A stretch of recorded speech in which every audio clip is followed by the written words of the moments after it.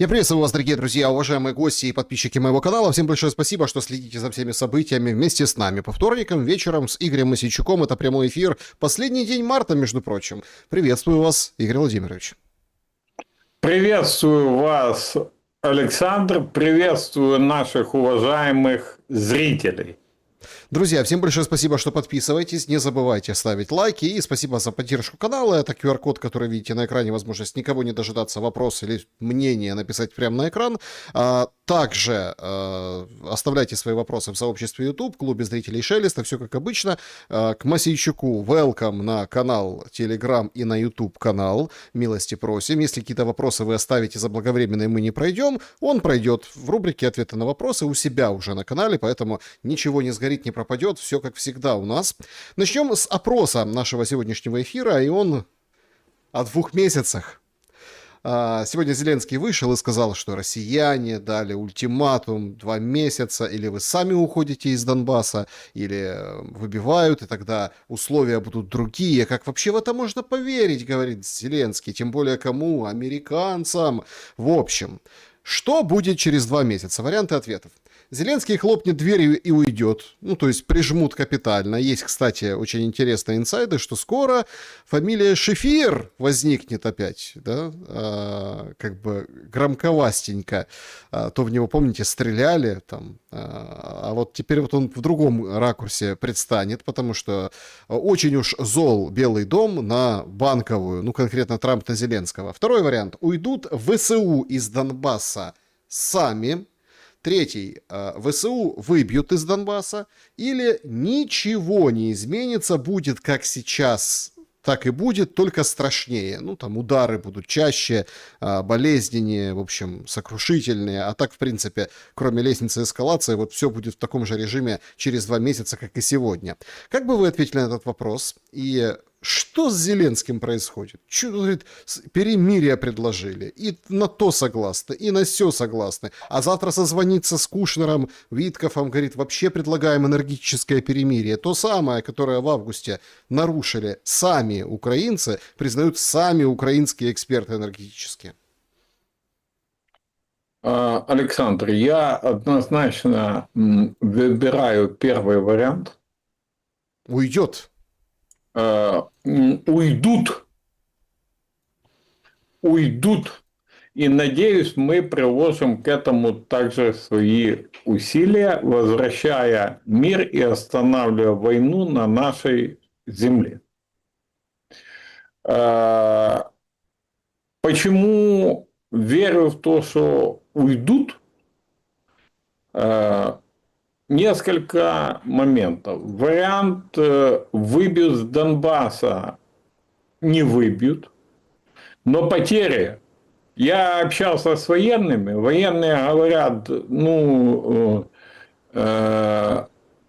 чтобы выбить, надо устроить военную катастрофу. Ее делать не будут выбивать методически. А это приведет к сотне, а то и нескольким сотням потерь, разрушениям, энергетическим разрушением, инфраструктурным, уже о воде заговорил сам Зеленский. Это раз. Во-вторых, вы же понимаете, это сейчас языком ультиматума говорят о Донбассе. А начнется весенне-летняя кампания, которую так ждет Зеленский. И наступление, я думаю, будет не основное на Донбассе, а основное будет на запорожском направлении. И тогда условия будут совершенно другими. И я верю, что нашему народу хватит мудрости, а плюс события, которые вы правильно инсайдите, развиваются в США, где госпожа Луна, где Дивенс, Саудит, там, и так далее, и так далее. Где фактически получилось так, вы, может, помните, я записал вопросы к Трампу, а на вечер он вывалил на Зеленского ответы фактически на эти вопросы. Осталось только легитимность еще Трампу поднять, что я думаю тоже, ну, дойдет время до этого. И все. То есть, я думаю, снести диктатуру Зеленского можно и нужно. В этом должны мы, украинцы, отыграть основную ключевую роль. Не просто там покладаться на американцев или...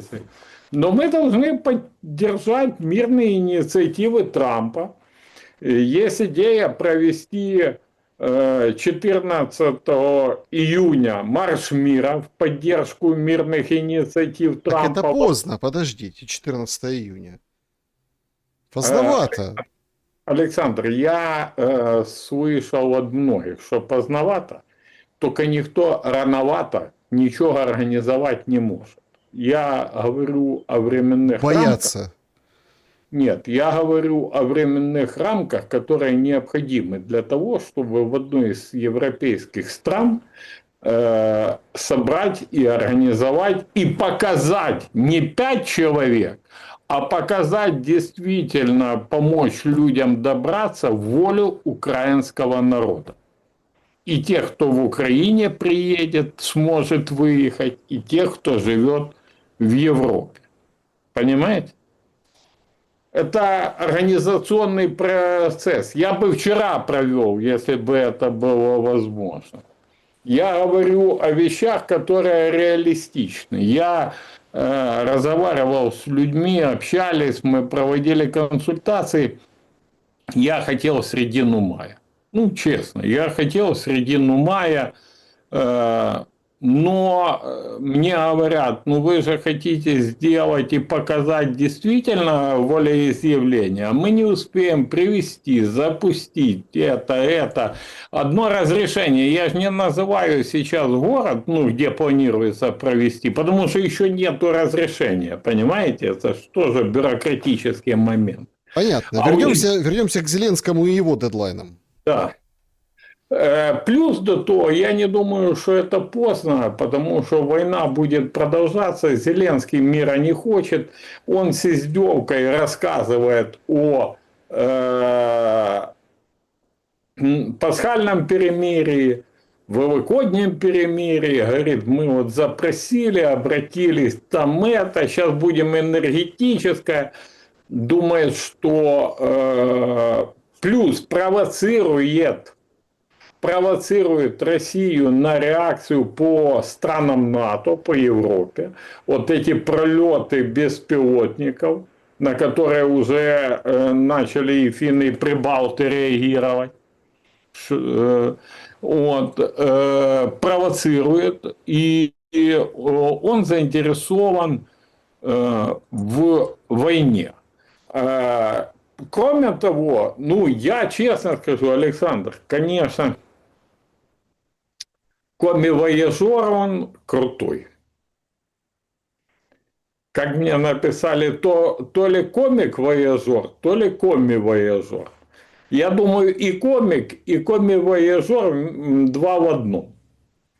Поехал на Ближний Восток, это с чем он Трампа там же и разозлил, с каталогами вооружений, и как настоящий коми-вояжер начал продавать, впихивать. Половина больше, правда, не своего собственного, а там британского переделанного, еще какого-то вооружений. А потом вы видели, что он там начал морозить? Говорит, мы разберемся с теми, кто за спиной государства производит какое-то вооружение. Я этого момента, если честно, не понял. За спиной какого государства? То есть по миру какие-то 10 заводов производят вот то, что и он производит? Смотрите, Александр, у меня же простой вопрос. Если украли технологии, то должно быть возбуждено уголовное дело. Правильно же я понимаю? И преследование. А если люди используют свои технологии или купили, да, технологии, ну какие к ним претензии? Они же не кріпаки твои. Ну, такое впечатление, что все, кто имеют синий-желтый паспорт, они государство это я, а за моей спиной делать нельзя. Почему нельзя? Как нельзя? Нарушают законы, возбудите дело. Не нарушают, что это было за угрозы, да? Это что, синий-желтый паспорт или книжечка крепака? Что это такое? Что за бред несет? Вот у человека зазвезделся просто. Люди занимаются предпринимательством, выпускают там вооружение, комплектующие, что открыли за границей, чтобы не прилетало, правильно? Ну и так далее. Все. Выходит, претензия может быть одна. Звезданули технологию. Ну тогда и уголовное дело должно быть. А по-другому это выглядит как вымогательство какое-то, принуждение к чему-то. Ну, какой-то вообще полный бред. Ну, а самый большой цинизм в этом турне, это, конечно, гибель наших военных. Тоже такой момент, видите, как МИД опровергнул, говорит, не было ничего, это фейк, Значит, Александр, это МИД иранцы. опровергнул, Потом запустили какую-то фотографию, я видел тоже там по телеграм-каналам, по СМИ, что вот там сложил голову на Ближнем Востоке, оказалось фейк, погиб этот солдат еще бог знает когда. Ну, то есть какая-то очень интересная смотрите, история. они умеют запускать красивые фейки сами. Чтобы перебить, да. Чтобы перебить, отвлечь, выставить кого-то дураком и все. Я утверждаю, что погибшие были под 2 десятка действительно. И Прям погибшие 2 десятка. Да, и это воины Главного управления разведки Минобороны Украины. И знаю я это не со СМИ, не от иранских СМИ, а от людей, которые работают по линии ГУРа не первый год на Ближнем Востоке. То есть это люди, которые в процессе, понимаете, да? То есть это не люди какие-то СМИ там или еще. Я позвонил сразу и говорю, это правда? Мне говорят, да, это правда. А теперь скажу, почему говорят, что ложь. Не потому, что жалко воинов, а потому, что, блядь, хоть одна скотина с руководства страны, с этих зеленых гнид, может показать документ, на основании которого наши военные находятся и что-то делают в Персидском заливе на Ближнем Востоке. Указ Зеленского нету. Ну, нету. Решение парламента нету. А кто их туда отправил? Как они там, что? Звездун позвездел. Владимир Александрович. Ну, это преступление очередное. Смотрите, чем это чревато? Иран говорит о том, что мы на стороне агрессора, ну, то есть, короче, Украина агрессор. Одни говорят, да плевать там, что там тут Иран говорил. Сейчас вот выходит Трамп в свежих своих заявлениях, говорит, тут вообще закручивает интересную как бы интригу. Два варианта у вас. Или авиационное топливо для ваших лоукостеров у нас покупайте, в Америке. Или давайте собирайтесь силами, чухайте и давайте как бы расчищайте Ормузский пролив. И вот так, мол. Говорит, я уже разбомбил, я уже все сделал в этом Иране, там ничего нет, но как бы разблокировать Ормузский пролив он не хочет. Ну, понятное дело. Значит, тут и он очень как бы зол, и сейчас вовсю даже обсуждаются такие очень интересные заходы. Слушайте, а если США возьмет и уйдет из НАТО? Рубио прямо говорит, мы вот сейчас повоюем в Иране. Ну, Трамп говорит, это будет недолго. Это будет недолго, все уже почти сделано. Он сегодня опять бросает, уже не такая реакция и рынков, и людей, и там индексов, и показателей. Но он продолжает шатать, да, то мы всех уничтожим, сухопутная операция, то говорит, нет, в общем, мир, дружба, жвачка, давайте, подтягивайтесь, европейцы. Они не подтягиваются. Как вы видите эту ситуацию, вот эту конкретную ситуацию, и Ну, слушайте, а если уйдет США из НАТО, мы что запишем в Конституции? Переписывать придется? Значит, Александр, давайте закончим с нашим комивояжером или комиком-вояжером, который там посетил аж 4 страны. Иорданию, этот самый Объединенные Арабские Эмираты, Саудовскую Аравию и, собственно, Катар. Во-первых, проверил все счета, все разложенные ЛВ, банки, все нормально. Я думаю, в Оман кто-то мотнулся, посмотрел, все ли там нормально с выведенными с офшора деньжатами его и шефира. Значит, и учитывая, попродавал, что мог продать, подписал договора, вышел нам, рассказал, что дизельного топлива не будет 90%. Но он договорился. Мне интересно, он дизельное топливо на верблюдах оттуда будет возить или в ведрах носить? Договорился он. То есть пиар, торговля, ничего личного, чисто бизнес, чисто бабки и все. Под этим девизом и прошел визит Зеленского в Персидскую затоку.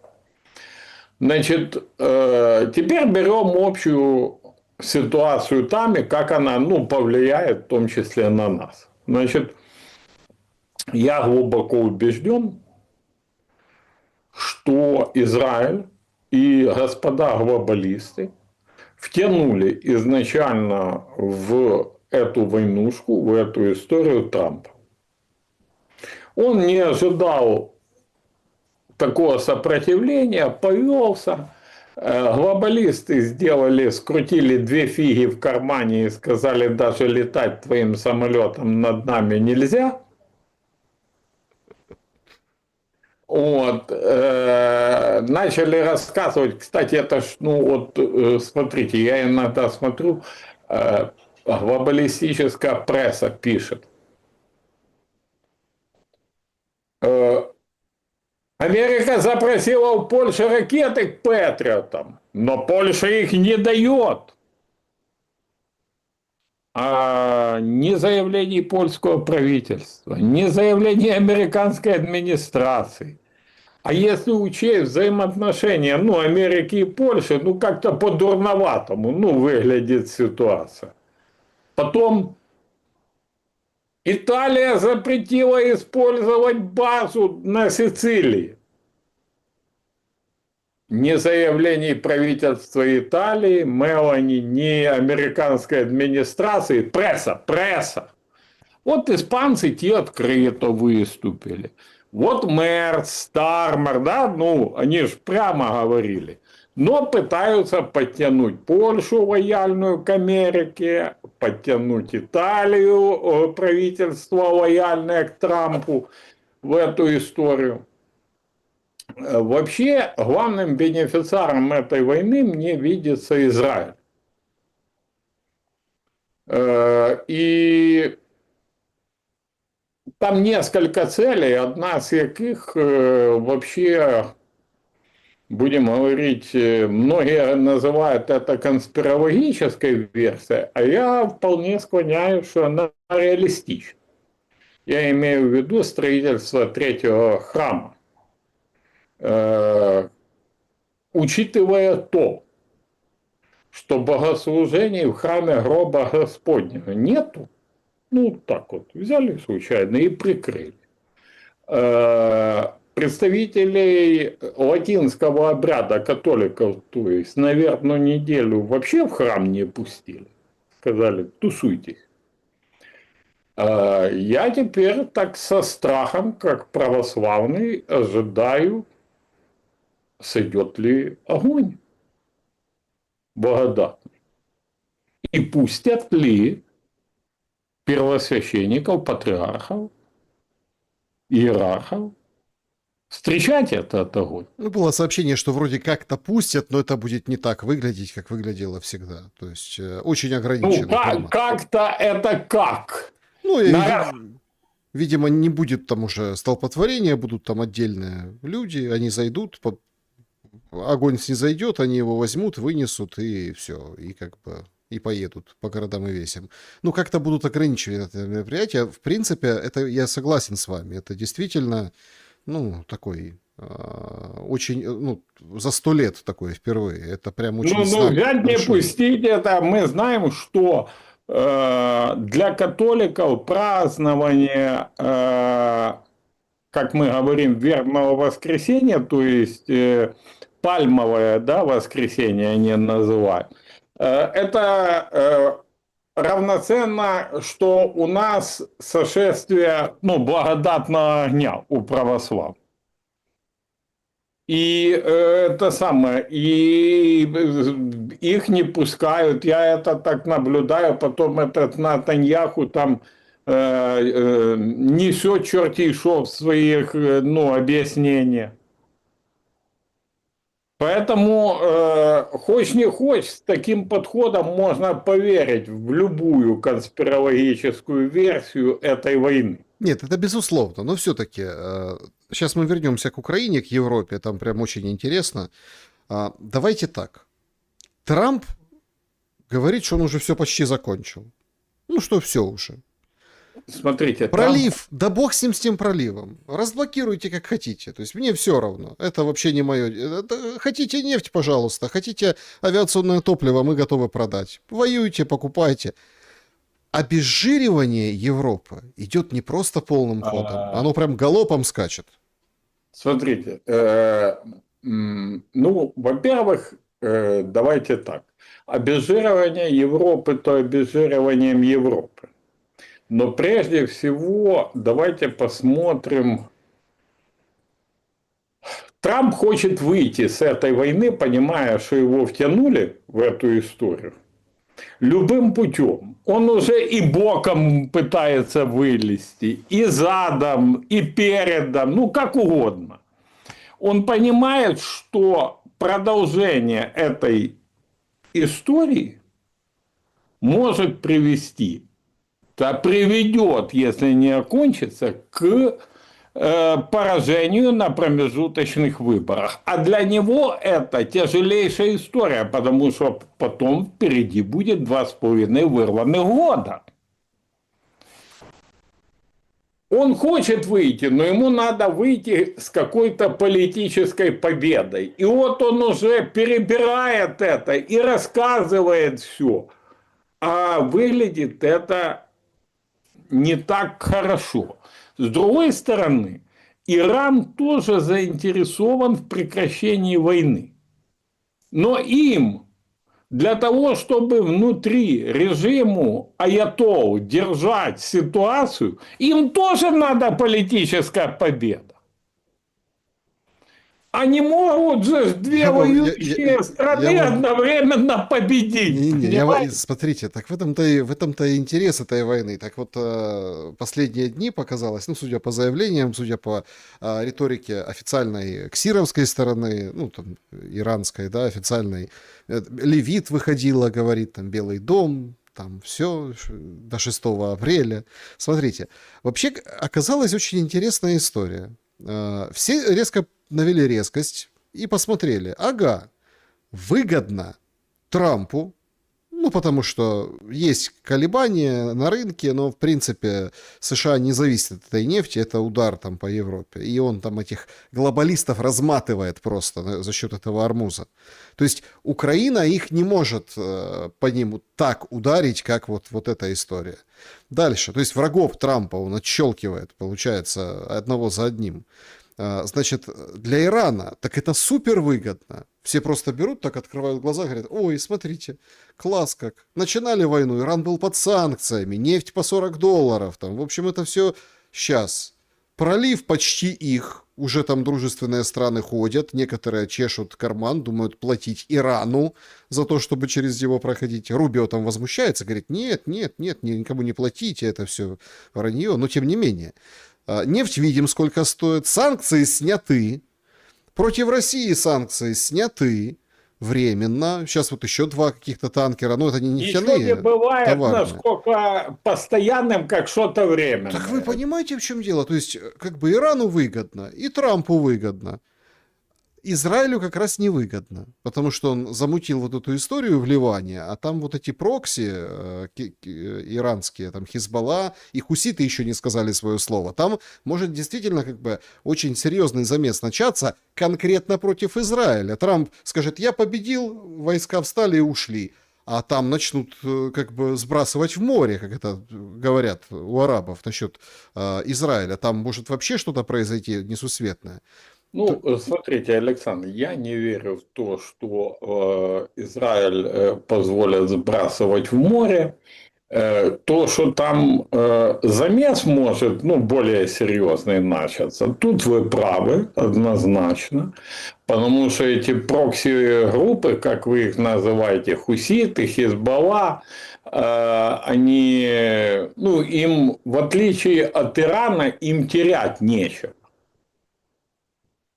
Это ж Ирана, народ, государство, это самое. А что у хуситов и в Хизбаллы? Люди. Ну, больше людей, меньше, погибли, новых навербуем, ну и так далее. Священная война, она священна. Но тут другой момент. Момент в том, что Израиль заинтересован в продолжении войны. Он как раз не заинтересован, чтобы Трамп выходил с войны. Они зубами будут держать его в этой войне. И если он сможет выйти и еще каким-то образом политически продать свою победу какую-то, то вот тогда и глобалисты, и нынешнее руководство Израиля, которое с ними играет явно, ну, совместную партию, они на это все будут вынуждены обратить серьезное внимание. Но для Трампа еще очень важна наша Пасха. Ну, вернее, не наша Пасха как Пасха, а дата. 12 апреля. Выборы в Будапеште. Если победит Орбан на этих выборах, то, очевидно, это будет и победа Трампа. И, очевидно, оттуда он начнет двигать правоконсервативный ренессанс по Европе, сметая постепенно глобалистов, используя выборы, используя их оружие с протестами. Кстати, по поводу протестов. Я угораю несколько дней от протестов, которые продают украинские СМИ вместе с глобалистами. Вы видели миллионные протесты в Америке? Ну, Я тоже нет, видел. нет королям, да. Я тоже видел в СМИ. Только звоню в Америку, а их нету. Понимаете? В СМИ есть, на улицах нету. На улицах сумасшедшие с красными флагами, ну, бродят, с серпами, молотами. Еще кто-то. Ну, протестов миллионных нет. Ну, в том масштабе, в котором их продают эти глобалистические СМИ. Поэтому мы действительно находимся в календарный период, ну, такой, когда очень близкие развязки по многих вопросам. Все-таки украинский вопрос. Смотрите, Зеленский говорит: мы предложили россиянам перемирие на Пасху. Ждем ответ. Но тут вы так выразились, правильно, кстати, выразились, нашу Пасху. Разница-то как бы есть, понимаете? И это может стать не просто там, а прям принципиальным моментом. А не получится ли так, что Зеленский на свою Пасху будет предлагать, а Путин согласится на его Пасху? Ну, это прям очень интересный момент. Ну и извините, я, конечно, буду въедливым, хотя сколько воды утекло за этот год. Год назад мы с вами беседовали, была ситуация, я говорю, Путин выйдет и скажет, и сыграет на этом. И он так и сделал. Он объявил одностороннее прекращение огня там на 3 дня. Я помню еще, Александр. То есть, понимаете, в чем дело? И, и Зеленскому некуда было деваться. Нам рассказывали, выходили всякие бешеные военные эксперты о том, что они там за эти 3 дня куда-то перетянут технику, огневой контакт, как-то что-то нарушится, логистика, все дела. Сейчас нам Зеленский выходит, его спрашивают, так, а что ж россияне там будут? Я говорю, ничего, 3 дня, это так, пшик. То есть, получается, за год что-то вот настолько поменялось. То есть, тот самый Зеленский тем же самым бородатым ртом пытается нам как бы поведать, что, мол, ничего страшного, все нормально. Более того, он и энергетическое перемирие говорит, мы предлагаем, ну, если хотят, тогда мы тоже не будем стрелять, а если будут стрелять по нашим объектам, мы будем лупить. Слушайте, будет хоть какое-то перемирие на Пасху и на какую-то? Как вы видите эту ситуацию? Ну, смотрите, во-первых, Песах прошел. Это да. Пасхи у Зеленского точно нет. Он майские отмечать любит, шашлыки жарит там, ну и так далее. Это ж мы слышим. Поэтому у него может, конечно, 1-2 мая что-то это самое там намечается, не знаю.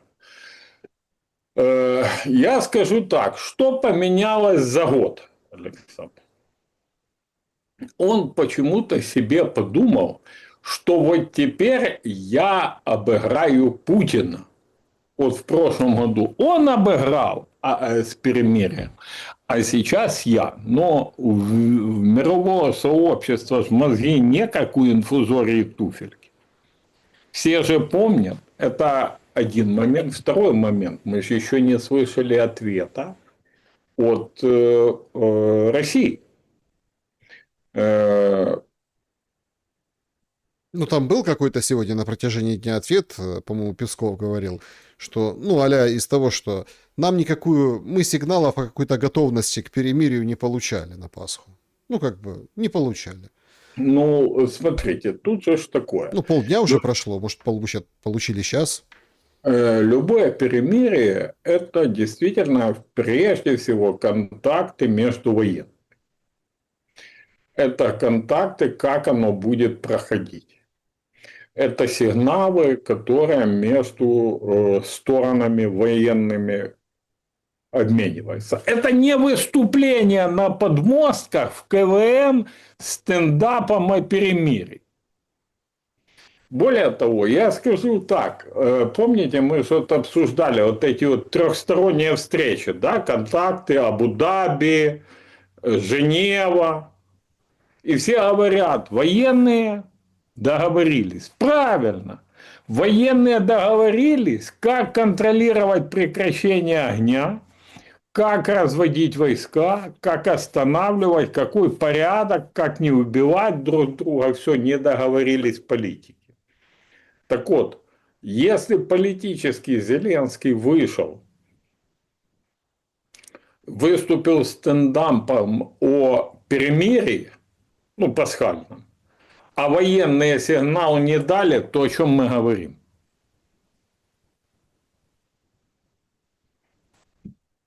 Я, правда, честно говорю, Александр, я пребываю в таком шоке от вчерашнего интервью Сырского, что, ну, это передать вообще, конечно, очень и очень тяжело. Такое мнение, Поэтому... Игорь Владимирович, что он просто... Ну, вот опять-таки, есть же там разные маркеры. И понятно, что тут хватаешь себя за язык, но это ж ты типа хочешь мира, поэтому притягиваешь за уши все факты. Ну вот смотрите, Европа строит, выделяют деньги на какой-то умный кордон между Украиной, Польша и Украина. То есть там тепловизоры, все дела отгораживаются. Сырский выходит и говорит, ой, говорит, надо, чтобы мобилизация была хорошая. Ну такая, чтобы человек уважал человека, чтобы вот мотивированные приходили. Дословно разрешу процитировать. Безболезненно. Это, то есть, обезболивающее надо уколоть перед тем, как в бус закинуть вниз головой. Да. Ну, какая может быть безболезненная мобилизация? В нынешней форме. Сегодня второй. Это вот я хочу по мобилизации буквально несколько предложений. Нечего, ну, всем все видят, ну, то есть есть два человека вот в нынешний период времени, которые, кроме Зеленского, несут персональную ответственность. Одного Сырский зовут, второго Федоров. Нам же, вы же помните, с 1 апреля тут это все оказалось первоапрельская шутка. Сегодня нам сообщили, что Федоров пошутил. Мгм. И с 1 апреля никаких изменений не будет.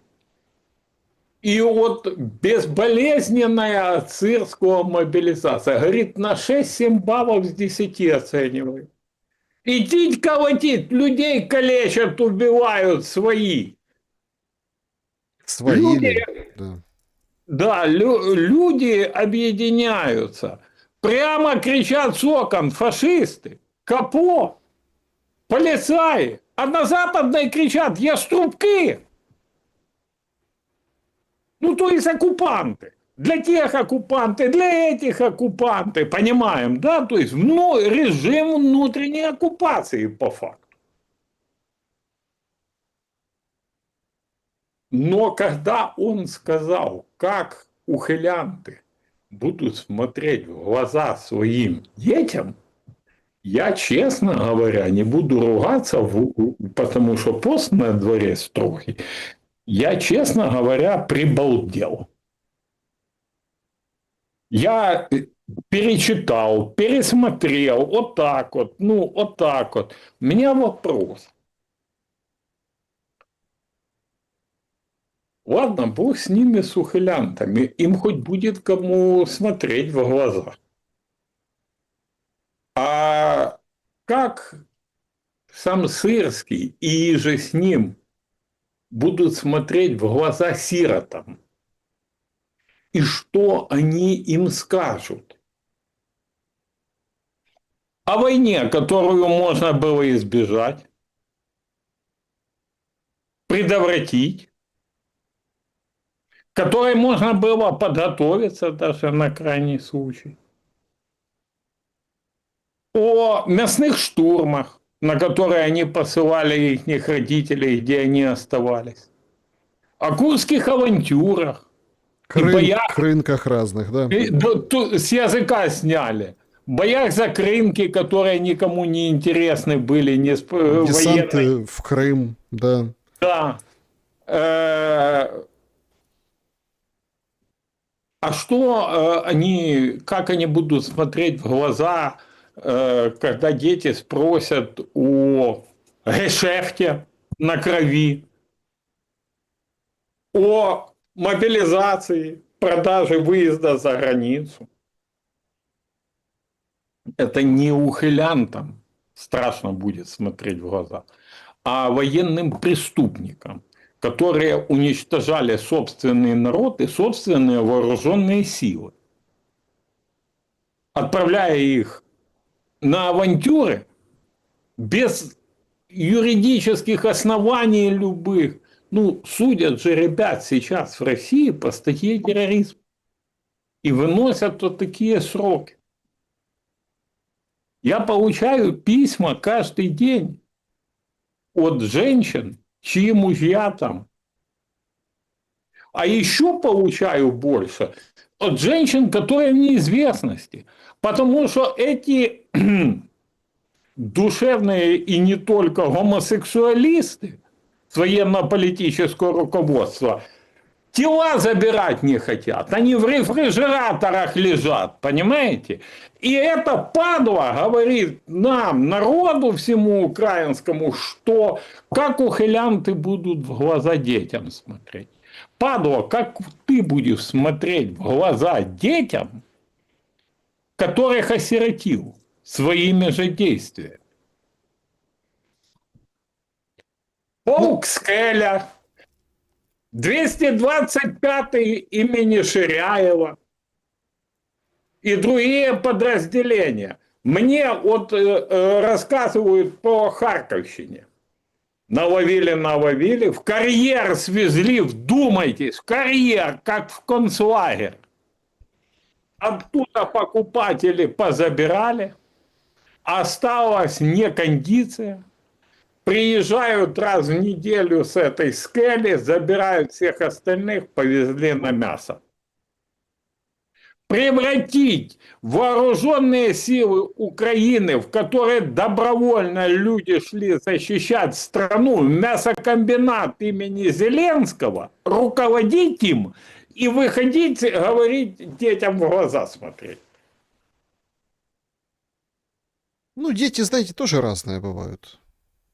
Ну да, конечно, он же сказал, что мобилизация должна быть максимально справедливой. Ну, я надеюсь, что он готов это сказать в глаза Стефанчуку, Венеславскому из Комитета нацбезопасности и обороны, где 2 сына мобилизационного возраста за границей, и всем остальным подобным, чьи детки проживают лучшую жизнь в Монако, Куршавеле и прочих Майами. Игорь Поэтому... Владимирович, понимаете, дети разные бывают. Есть те, которые подрастают. Он в Днепре просто жесть. Отметелили этих военкомов. Я не знаю, попадалось вам или нет. Видел. На улице. Прям так размашисто. Они там с перцовыми баллончиками все получили по голове. Всех отбуцали. Ну, такие там разные. Я так понимаю, там и мобилизационного, и немобилизационного. То есть младше 25 точно. То есть и подростки. Вот это вся... Это Днепр, детка. Ну, то есть отметелили капитально их. И они как бы вот еле собрали кости и, в общем, смотались. Но вы же понимаете, какая штука? Одесса вчерашняя. Сегодня начинают там официальные данные. Полиция, там ТЦК ответила. Пытались, говорится, мужчину мобилизовать. Вежливо, наверное. Тот возьми и порань ножом ТЦКшника по ногам. И ТЦКшник бедный умирает в больнице, а мы тут вот это вот разводим. Так а что они устроили? Они махач устроили. Таран на этом бусике. Этих пенсионерок валяли по земле, били, буцали, там вот это вот, пшикали газом. Дрались там, вот это все. Что это за мобилизация? И люди, получается, ну как, они дают отпор, понимаете, как могут. Смотрите, первое. После падения диктаторского режима Зеленского, все, кто служил в ТЦК, должны быть проверены на совершение преступлений против собственного народа. Нет, подождите, должны стойте. быть поражены в правах. Нет, подождите. Помните, пришел Майдан к власти? Что-то тогда объявили. Люстрацию, помните? Мне кажется, это такой бумеранг потужности. Прям вот по затылку, как в Днепре хлопец заехал, спасая своего товарища. Александр. Постойте. В Украине, это уже с 2014 года, это правило коллективной ответственности. Вы же видите, какая история была? Я не предлагаю коллективную ответственность. Так а почему люди не могут предложить эту коллективную ответственность? Смотрите, еще раз, люди могут. Я предлагаю криминальную ответственность у нас персонально. А люстрировали тогда как? Ну, я еще вы раз... же, постойте, Игорь, я не голосовал за закон о люстрации. Мы с вами не спорим, мы с вами просто поднимаем пласт очень важный. Я понимаю, я считаю, что люстрация по признаку не военных преступлений, не преступлений, ну, вообще, это ошибка. То есть, если ты был там, ты вот, ну, это ошибка, этого быть не может. А сейчас вот эта титушня сейчас, Подождите, вот эти можно я... бандиты, они сейчас поприкрываются какими-то 2-3 ранеными, которые говорили, ой, я типа поза штатом получал 3 копейки, я вынужден был и пошел в ТЦК, вот я герой, а я тоже герой. А они же там как отвечают этим бабкам? Я месяц назад там был. Понимаете? И сейчас вот этих всех поприкрываются этим героизмом, ну, собственно, и все. Надо чистить Можно? всех. Александр, вы закончили? Да. Тогда разрешите, я выскажусь. Это самое, Александр, смотрите. Я считаю, что должен быть осужден режим Зеленского. После осуждения режима Зеленского, после того, как ТСК будет признана организацией преступной, а я настаиваю на том, что это преступная организация, потому что, первое, они запугивают людей, чтобы те не протестовали против преступлений власти. Второе, они загоняют людей в коррупционные схемы, чтобы продавали последнее, выезжали за границу, откупались и так далее. И третье, госизмена 111, они демотивируют полностью людей защищать страну. Вот после признания ТЦК преступной организацией, соответственно, все, кто проходил там службу, в зависимости от совершения того или иного, должны понести наказание и быть поражены в правах. Все. Но это надо делать юридически правильно. У меня вопрос. Ввели люстрацию, работал при Януковиче. Я дико извиняюсь. А партия регионов признана преступной организацией? А режим Януковича осужден решением суда? Нет. Тогда это все под большим-большим, ну, понимаете, да, юридическим вопросом. А я предлагаю очень прямой юридический путь. Осуждение диктаторского режима, узурпации власти, которая произошла, признание ТЦК преступной организацией, которая действовала против украинского народа и против вооруженных сил Украины. Они же подрывали обороноспособность. Ну, как это взять инвалида и запихнуть в вооруженные силы? Это чтобы и здорового убили рядом, правильно? Ну, так же получается. То есть, это преступление против всех и вся. Это преступная организация. Поэтому тут однозначно, но это все надо провести правильно. Народ это имеет, я с вами согласен, право инициировать. И это бумеранг. Да, это бумеранг. А что вы хотели? Это бумеранг. Это бумеранг на противозаконные решения, которые имели место и которые применялись. Можно было идти законным путем, но группа лиц, которая занималась обогащением, которая продавала суверенитет страны, которые есть национал-предатели, они решили, а зачем? Мы вот тут... И все. Игорь Владимирович, тут Зеленский выдает нам 89 тысяч погибших россиян с начала года. Мол, вот такая вот, мол, цена. И на перемирие пасхальное как бы что-то вот не могут сконнектиться. Ну, сейчас, наверное, сконнектят их американцы. Каким-то образом все получится, я так думаю. Но все-таки, чтобы мы не ушли от темы энергетического перемирия. Вот тут, понимаете, тоже какой-то, ну, достаточно спорный, дискуссионный, по крайней мере, спорный, но дискуссионный так точно вопрос. Усть-Луга. сегодня только, на какой там 5-й, 6-й, 7-й день, когда там идут атаки по этому объекту, выходит Песков, говорит, военные там разберутся, посмотрят, если правда подтвердится, хотя уже все знают, что это использование точно воздушного пространства Эстонии, а там, гляди, из самой Эстонии, может, чего запускали. То есть мы там что-то предпримем соответствующее. Очень мягко, очень так вот как бы действует российская сторона. Но проблема-то в том, что начали бить по услуге и выносят Полтавскую область. Газорождение, там, за газорождение. То есть, вот так методично. Поэтому Зеленский сейчас говорит, мы вот давайте готовы к энергетическому перемирию.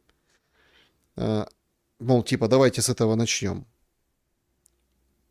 Возможно ли оно?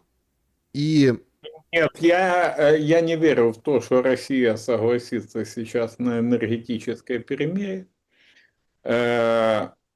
потому что Зеленский преподносит удары по Ленинградской области как то, что принуждает Россию к энергетическому перемирию. Путин не может это и не примет это. Почему? Потому что это будет означать, что он показывает слабость, что его нагнул Зеленский.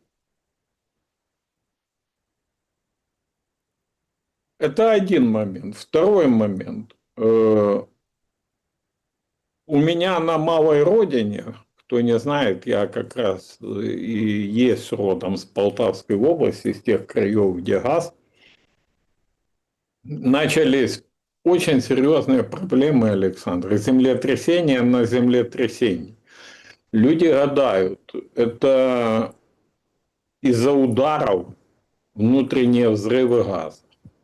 Это склады какие-то были и взрывались, и зацепило. Это сланцевый газ добывают, ну, таким путем взрыва. Люди гадают, люди, ну лесостеп. Какие землетрясения, какие центры землетрясения там могут быть? Понимаете? И, естественно, все хотят... Вот я общаюсь со многими, с ребятами, которые воевали, с ребятами, которые не воевали, с пожилыми людьми, с женщинами. Все хотят мира. Все устали и хотят мира.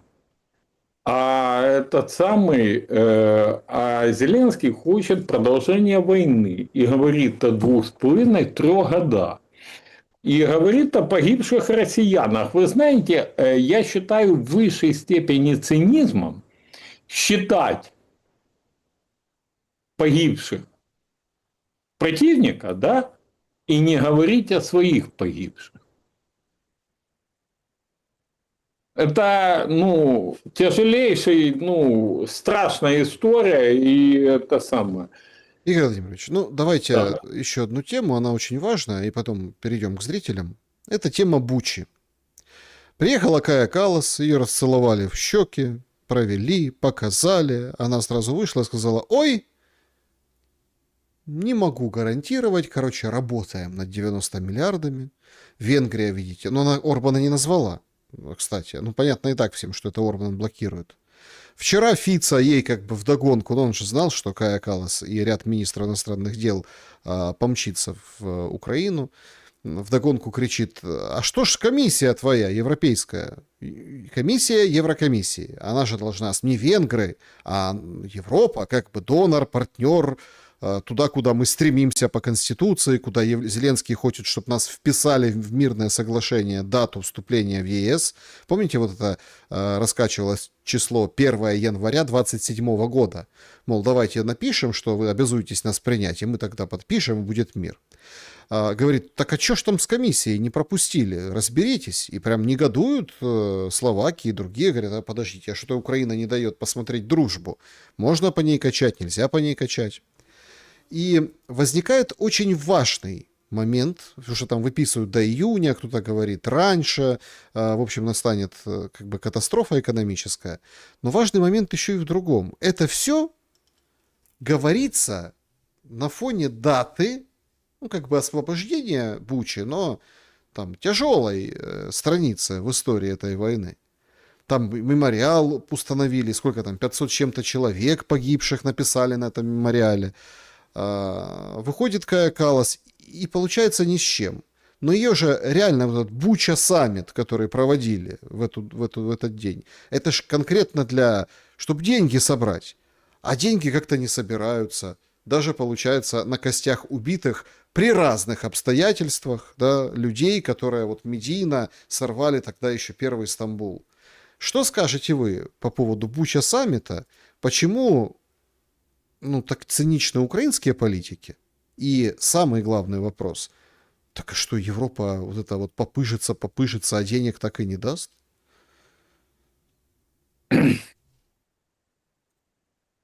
Давайте попытаюсь кратко, чтобы больше вопросов ответить. Значит, первое. Я считаю, что после падения, свержения диктаторского режима Зеленского должно произойти отдельное следствие по событиям в Гостомеле, Чернобыле, Буче, по всему, что произошло в этом регионе. Потому что, боюсь, ответственность не только тех, кто вторгся, будут нести, а и тех, кто сценарии рисовал, допускал, выводил подразделения, заводил подразделения, вел хаотический огонь на Житомирской трассе, ну и много-много. Вопросов не хочу давать оценки, пускай следствие даст после свержения диктаторского режима. Раз. Второй момент. По деньгам. Значит, по деньгам, Александр, полностью прочитал и полностью разделяю точку зрения одного из самых известных закарпатских политиков, опытных закарпатских политиков, Виктора Балоги. Он четко и правильно написал. Надеяться на то, что 12 апреля Орбан проиграет выборы, не надо. Потому что даже если это состоится, хотя это вопрос внутренний, венгерского народа, но даже если это состоится, то есть еще Фицу, есть еще премьер Чехии, да есть, в конце концов, еще ряд политиков, которые могут блокировать данное решение. Учитывая то, что НАТО висит на волоске, потому что Рубио, как представитель страны, которая самое больше тратилась на НАТО, а в результате получила фигу от партнеров, грубо говоря, да, история и НАТО, и ЕС для Украины – это морковка, которой махают, а мы бегим в пропасть.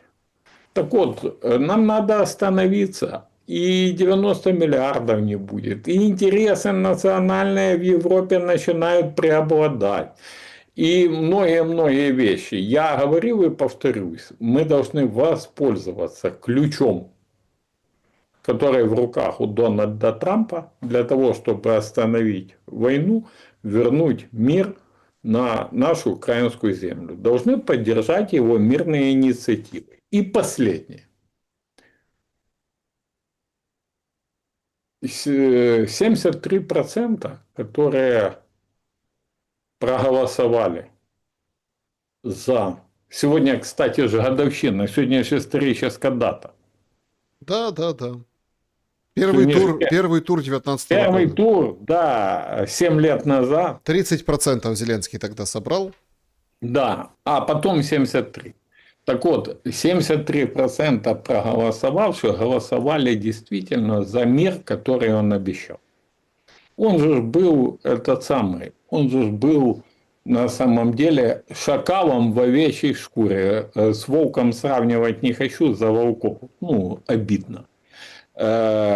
он уже тогда готовился грабить этот народ, резать этих баранов. Это самое. И сейчас, знаете, перефразирую своего великого земляка, у него завтра день рождения, Николая Васильевича Гоголя, я тебя породил, я тебя и убью. Это, наверное, 73% сейчас сидят и об этом только и думают. И повторяют только эти слова. Мы находимся на переломе, и Буча нынешняя показала, никто за нас ничего делать не будет. Все в наших руках. Давайте, друзья, четко поймем, нету никаких партий, нету сейчас в Украине никаких групп и никаких идеологий. Есть две партии. Партия войны и партия мира. Все остальное от лукавого. Да, друзья, перейдем к вашим вопросам. Давайте только подведем итоги нашего сегодняшнего опроса в чате трансляции. Что будет через 2 месяца? 4% Зеленский хлопнет дверью и уйдет. 8% ВСУ уйдут из Донбасса. 30% ВСУ выбьют из Донбасса. И 59% считают, что ничего не будет. Будет как есть. А удары, обстрелы, вот только немножко страшнее будет, интенсивнее, ну и там разрушительнее. Вот в такой как бы реальности живет наша аудитория, которая смотрит и пользуется чатом трансляции. На самом деле веру терять нельзя, друзья. И все в наших руках. Поэтому я говорил и повторюсь, давайте объединяться вне зависимости от того, кто на каком языке говорит, кто в какую церковь ходит, кто каких национальных героев считает героями. Давайте объединяться ради будущего Украины. Ради того, чтобы не потерять страну и не потерять жизнь народа, жизнь нации. Потому что на самом деле речь не только о стране. Речь о будущем нации. Ее убивают кровно, духовно, разрывая кровную и духовную связь между мертвыми, живыми и нерожденными. Для того, чтобы потом устроить на территории, они же не страну считают, а говорят территорию, винегрет, навести мигрантов, провести вот это все и уничтожить веру православную, традиции, культуру, народ. Так, перейдем к вопросам зрителей. Едва только, друзья, значит, свежее заявление. Президент Ирана Пезешкиан заявил, что Иран готов закончить войну при условии, что больше не будет подвергаться атакам. По его словам, военные действия США и Израиля являются беспрецедентными преступлениями и нарушениями международного права, и что Иран вел добросовестные переговоры до того, как был атакован.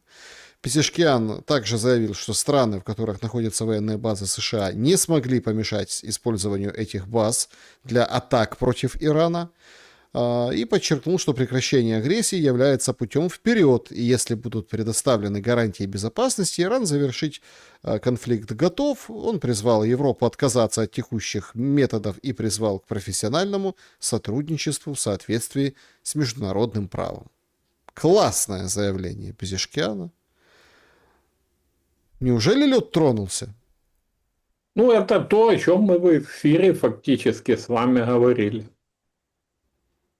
Иран фактически все-таки сделал пас Трамп, давая возможность выйти.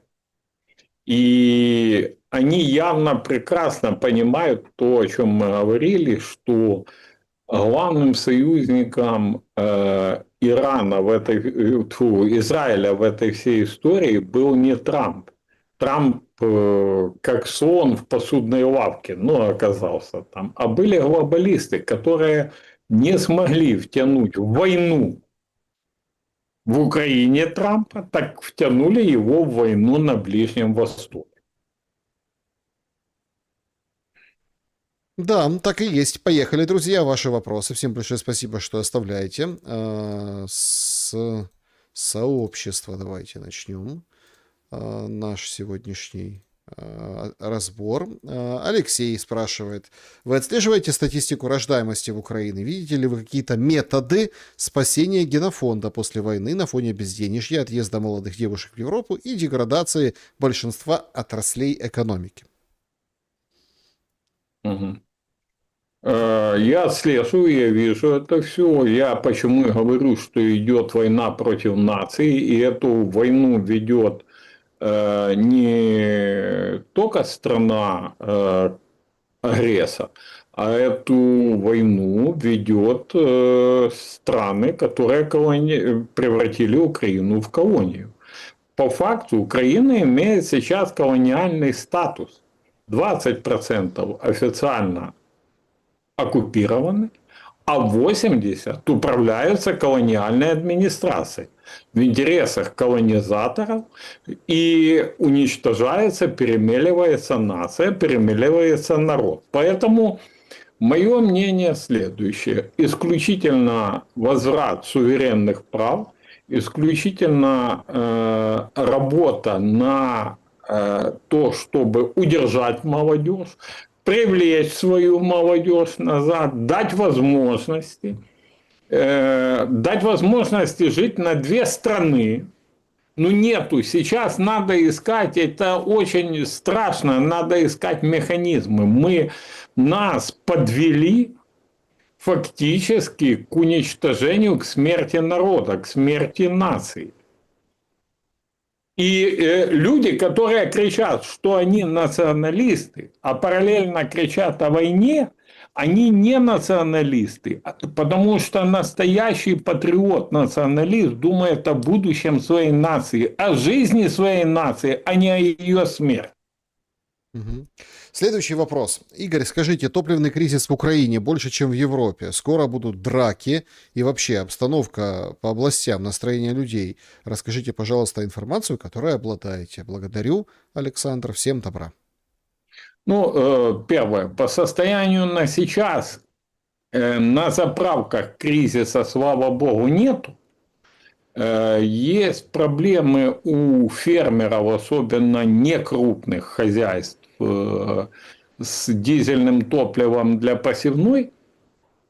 Хотя, я думаю, это будет преодолено за счет коррупции. Сейчас начнут красить опять солярку в какой-то цвет в вооруженных силах, чтобы не продавали фермерам. И самая главная проблема – это начало лета. И это сбор урожая, жнива. Вот там может быть полный кризис, когда вырастет, хотя, опять же, удобрений нету, ну, куча проблем из-за энергетического, кризиса мирового, а в Украине он в разы умножен. Нам Зеленский пообещал в ведрах или на верблюдах привезти солярку. Ну, я в это не верю, поэтому это будет очень большой проблемой. И можем столкнуться с ней буквально вот сейчас. В сельском хозяйстве сейчас есть две основных проблемы. Топливо и удобрения. Страна, которая продавала годами удобрения, экспортировала удобрения. Мы теперь купить их даже не можем, потому что каждая страна о себе думает, о своем фермере в первую очередь. А цены на газ взлетели так, что производить его тяжело. А у нас в это время на продаже Одесский припортовый и борьба за Одесский припортовый. А еще Зеленский отправляет беспилотники. Я уверен, без его приказа это невозможно. По заводу аммиака в Тольятти, с которого труба на Одесский припортовый идет. Это он либо просит, да удайте же все-таки по припортовому, либо я даже не знаю, о чем это. Так, следующий вопрос. Вот такой. При жизни покойного Филарета кинули Думенко и Заря, После смерти управ делами УПЦ КП и все священники из Владимирского собора. Что же это за структуру создает покойный, что сплошные предатели? Или это глубже, такая себе национальная черта? Вовремя предать, значит предвидеть. Значит, первое. Я по поводу Думенко и Зари как был, так и остаюсь при том же мнении, что выкормыши, которые предали Филарета, патриарха Филарета. А по поводу священников и собора я вам скажу так. А вы хотели драку на похоронах, чтобы не устроить? Мордобойщик? Или что? В данном случае вопрос дальнейшего существования Киевского патриархата, он упирается в то, насколько, ну, я вам скажу так, у меня есть масса друзей православных, прихожан Владимирского собора, Киевского патриархата, которые не хотят идти в ПЦУ.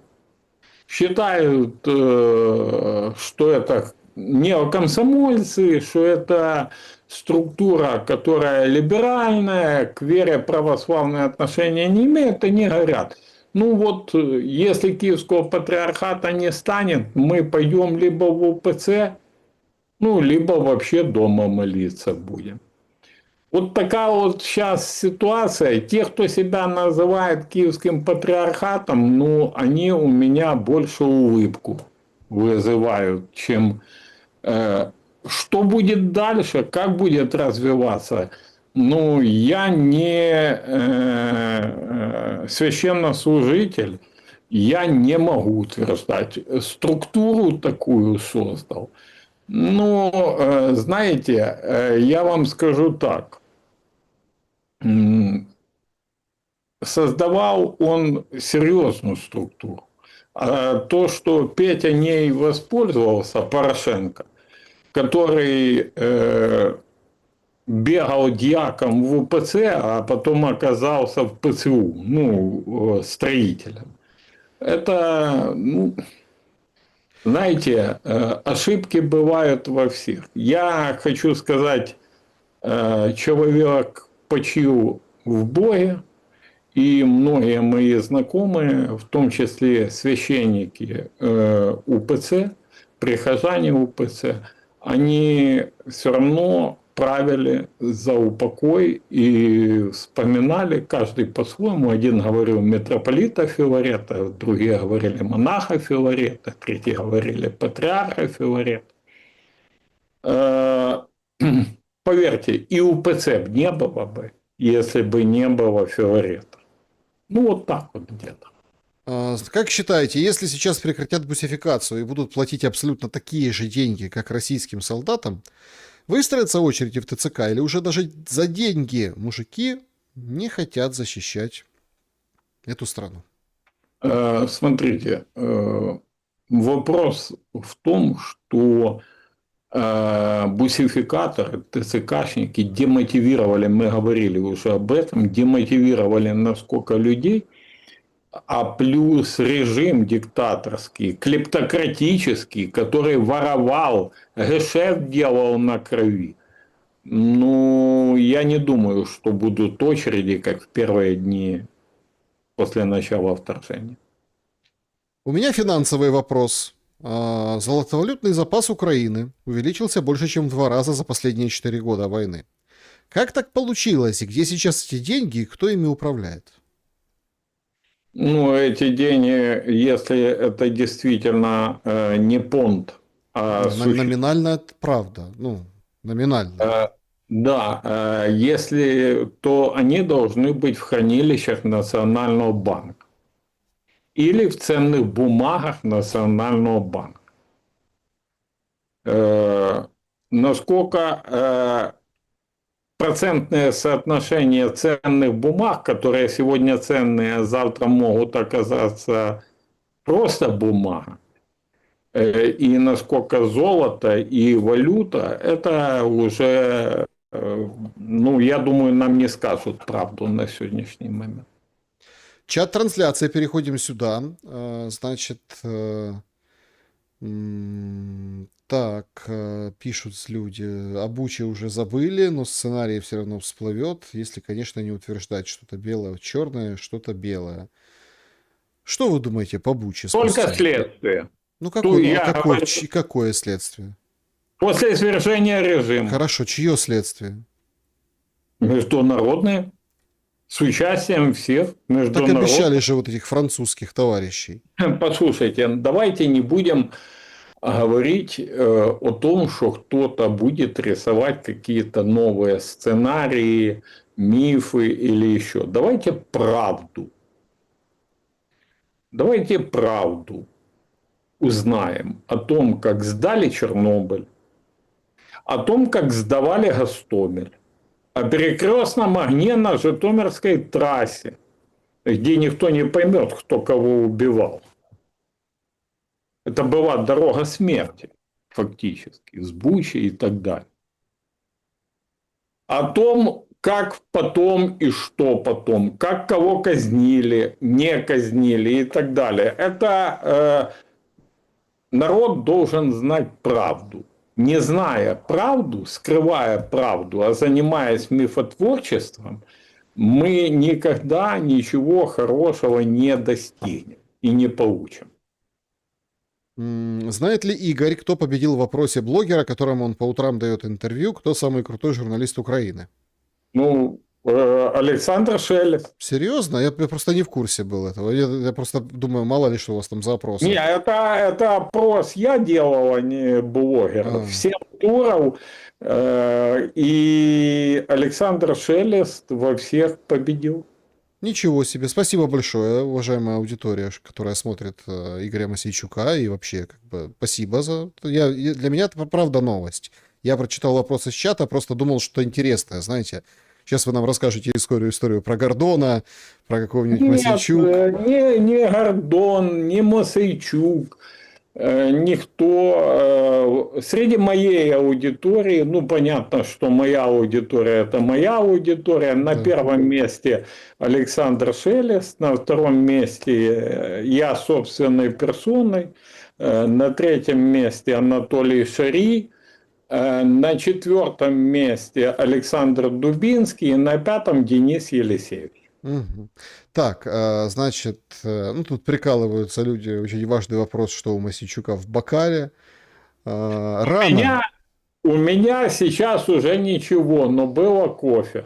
Рано. И не в бокале, а в чашке, вот она. Значит, Александр, задайте, пожалуйста, вопрос, где пленки Миндича? Про то, как Зеленский имеет украинцев. Пленки Миндича в НАБУ. Имеет обычно договорняками. Не, имеется в виду фраза, наверное. В НАБУ пленки Миндича. НАБУ. И от НАБУ это все зависит. Будут они, когда будут, не будут. Я инициировал с помощью народного депутата Анны Скороход. Зарегистрирована, Анна подала, автор проект постановления парламента о публикации всех пленок Миндича, чтобы ими не пользовались, не шантажировали одних, других, третьих. Вот, ну, как файл Эпштейна. Угу. Как вы думаете, почему Дубинский... Даже на голосование не вынесли, в комитет даже не подали. Как вы думаете, почему Дубинский не выходит на свободу через мобилизацию? Такой вопрос от пользователя. Ну, он не может, не признав вину, выйти на свободу через мобилизацию. Он должен признать вину. Ну, чтобы его осудили. Да, правильно? он должен признать вину, его осудят, и потом через мобилизацию он может выйти на свободу. Он вину не признает, ну и, соответственно, его никто не осуждает, и на фронт он пойти не может. При всем своем желании. Так, Валерия задает вопрос, если бы можно было открутить назад, на какой бы дате вы остановились?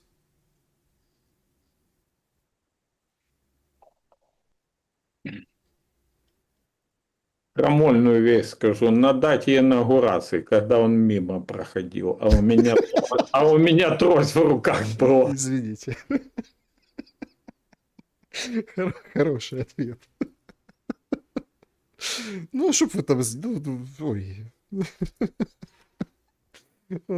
Так, когда будет правда про Одесский дом профсоюзов? А что вы имеете в виду под правдой о Одесском доме профсоюза? Я там не был, поэтому вообще от слова не был. Поэтому я могу судить только общие вещи, как и все, кто там не был и не видел. Моя точка зрения, что виновниками событий 2 мая в Одесском доме профсоюза являются правоохранительные органы. И те, кто ими тогда руководил. Потому что столкновений избежать можно было. Не было там толп или еще чего-то. Спросите, Игорь, лучше откуда у Скороход 11 миллионов долларов в виде незадекларированной крипты или слабо? Да я готов спросить, но я могу у вас спросить, а у вас есть 10 миллионов крипты не задекларированы? Ну, это из раздела от пришлите документ, которым можно доказать наличие денег. Наличие миллионов крипты. Александр, у вас есть 10 миллионов крипты? Да нет. И у меня нет. А может, есть у кого-то. А может и нет. Ну, как это доказать? Ну, люди добрые, покажите, как доказать 11 миллионов у Скороход крипты, я к ней приду и конкретно спрошу. Да, значит, друзья, всем большое спасибо за то, что побывали сегодня в нашем сегодняшнем прямом эфире. Ну, тут еще был вопрос. В новой послевоенной Украине Мосейчука Бандера герой Украины или преступник? И все последователи должны быть наказаны. Если не наказать преступника, какой смысл заканчивать эту войну? Наташа, как бы... Наташа, дам вам ответ. Первое. Бандера для меня не является героем. И героизация Бандеры, она началась определенными людьми довольно поздно. И в многих даже националистических группах культа Бандеры не было. Если вы не знаете, я сообщу почему. Потому что Степан Андреевич отдавал приказ убивать в том числе националистов, которые по-другому видели ситуацию. Братов-бывцев по-другому. Поэтому он не может быть на уровне там, национального героя. Раз. Второе. Право определять, кто для кого герой, мы оставим для людей. А если мы хотим мира в будущей Украине, то мы введем мораторий на обсуждение и принятие решений по вопросам языка, веры и героизации истории и так далее. Пускай историки решают, обсуждают, а мы будем смотреть. Пускай святые отцы церкви строят. Пускай филологи развивают языки. Чем больше языков знает человек, тем лучше. Все. Да, Игорь Владимирович, я благодарен вам за ваше время и ваши мысли. Я благодарен вам. К сожалению, мы не можем отпраздновать завтрашний день юмором. Не до смеха. Не до смеха, да. Вот. Но все же всех почитателей моего великого земляка Николая Васильевича Гоголя с праздником. Комарова жалко. Из масок, одесских масок, Комарова жаль. Ну вот чуть-чуть совсем до Юмории. Помните, как это было? 1 апреля, Юморина, Одесса. 67 лет, умер. Ну, болел. Талантливый был человек. Друзья, всем большое спасибо за то, что посмотрели этот эфир. Это, конечно, тонкая ирония, что день смеха Не до смеха. Но зато День дурака, как бы дураков у нас хоть пруд пруди, вот о них и будем говорить. И завтра, и всегда.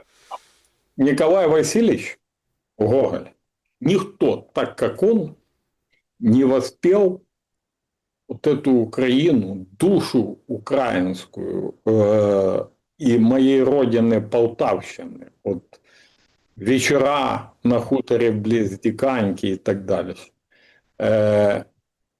Никто так не показал чертей, как Николай Васильевич в Вие. И никто не высмеял так чиновников, как он в шинели и носе. Друзья, всем почитателям Гоголя с праздником. Поддержите канал Александра лайком, репостом, комментарием, донатом. Главное, подпиской для подсанкционных каналов. Это очень важно. И будет вам счастье, будет всем нам мир. И будем жить, друзья. Да, всем большое спасибо еще раз. Буквально там через какой-то короткий промежуток времени, минуток 45, 21, 20 где-то примерно в это время, выйдем, пошумим. Есть о чем пошуметь. Очень такой насыщенный период и насыщенный день. Всем добра и света, несмотря ни на